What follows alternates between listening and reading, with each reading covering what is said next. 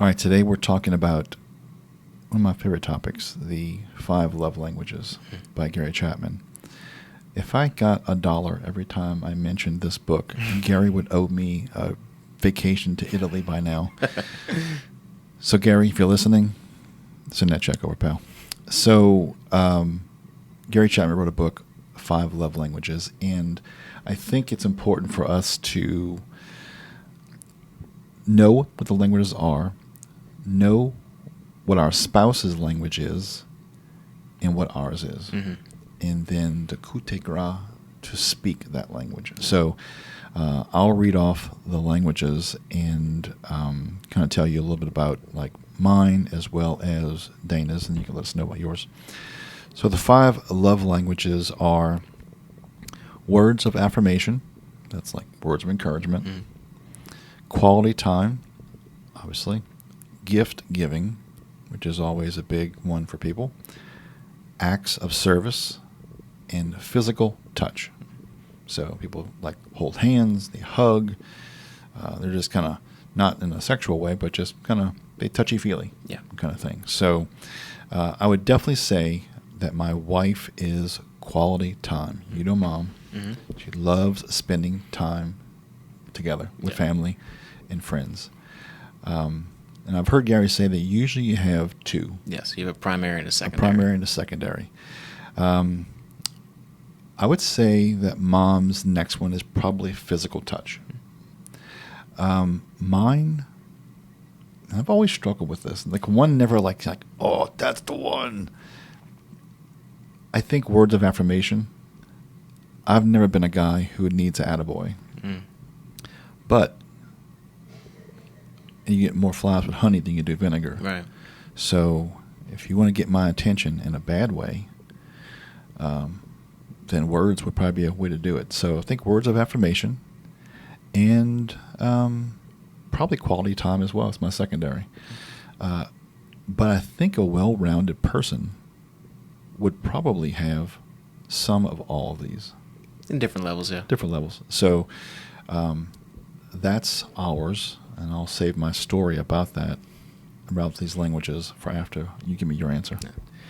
Just real quick before we go into it, one thing I did find interesting, because we did touch on these with our marriage study with me and my wife, Heather, that they can change over time. Yes. So when I was younger, I had some that I was like, oh, yeah, that's these. And then as I got married, I was like, oh, those are not it. That's not it anymore. So for me, definitely words of affirmation are a huge piece because for me, words mean a lot. Mm-hmm. And so, like, if you tell me you're going to do something and then you don't do it, I'm like, that breaks me to my core. Yeah, like that, your word to me is bond. Yeah. So, and then I have physical touch as my secondary one. Mm. And so my wife, hers fluctuates between 3, honestly. Is there a sale going on? Yeah. Oh, yeah, that's what gifts are giving. I like a buy one, get 2 free. But her number 1 is definitely gifts. And then hers is, her second one, at least for this current season of life, is physical touch. Okay. So, thankfully, and this is not common for a lot of guys, is ours kind of overlap a little bit with that physical touch. Yeah. Because the hardest thing in Gary's book is talking about how it's great to know what the other person is, but then you have to learn to speak it, because what your love languages are is what you're fluent in. He refers to like it's like Spanish, right? Sure. Like I'm fluent in words of affirmation. That does not matter anything to Heather, because those are not what she loves to hear. She loves gifts. And so for me, gifts is probably my lowest one. So it was interesting to see, because my lowest one was her highest one. And so that has been a long slope to figure out what that means for her. Because gifts can take a bunch of different formats. It could be, she explained to me one day, is like, I just want you to be thinking about me. I want you to be at the checkout and be like, hey, Heather likes this brand of Hershey almond chocolate bar. I'm going to get that for her today. So it doesn't have to be something massive like a brand new car, but you can just be thinking about her and giving her small gifts. Okay, so the thinking about her always includes the buying part too. It's not like, you know what, I was thinking you'd like that chocolate cake, and then I left. Yeah, that doesn't get you points. It's a nice thought. No, you buy the chocolate cake. Yeah. Okay, so my story is pretty much what you've just said. We were in a small group, and this gentleman and his wife was just having some marital problems. And he worked at a car dealership. He was a GM of it, so he's up there. So he bought her a new car and gave it to her. And he just could not figure out why she was still so upset at him from the fight they had about something else, right? And so I asked him if he had ever done the love languages. And he said, yeah, he had. And I said, so do you know what your wife's love language is? I don't recall what it was. I know it wasn't getting gifts. I think it was words of affirmation. Can you guess what his number one thing was? I'm going to go out on a limb and say gifts for 100. Gifts for 100, Alex. Yes, it was exactly that. And he just could not figure it out. So I said, so if you know her language, why are you trying to speak yours?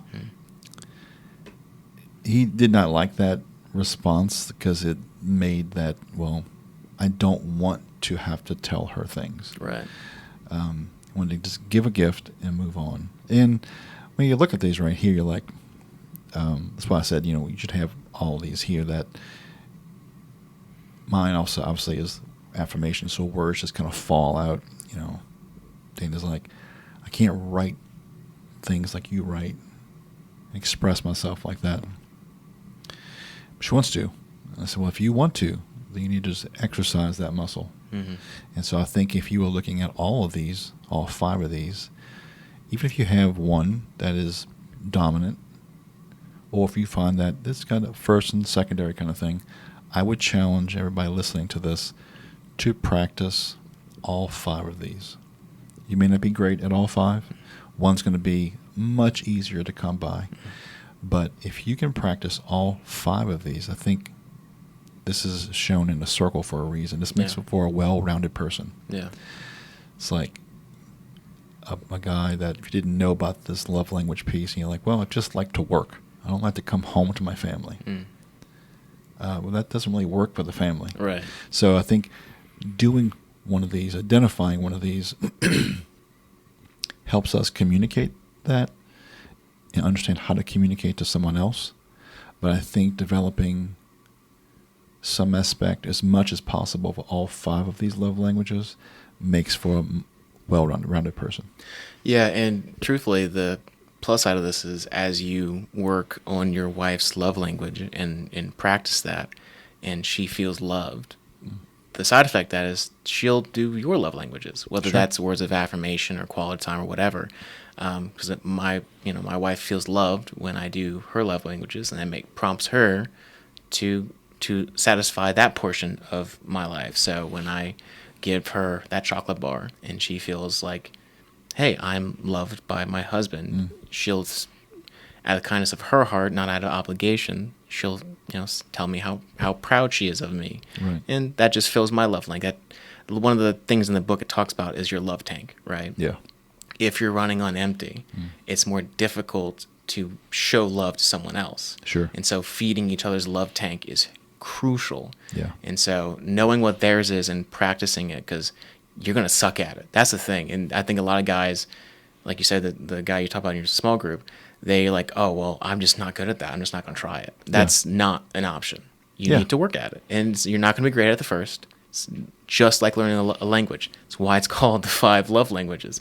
It's an entirely different language that your wife speaks. Right. And so it's going to take time, effort, trial, and error. Because, there are times when you're going to try something and you're like, oh, nope, that was not received the way I wanted to. Sure. So it's a long road, but I definitely think it's a road that's worth working through, especially with your wife.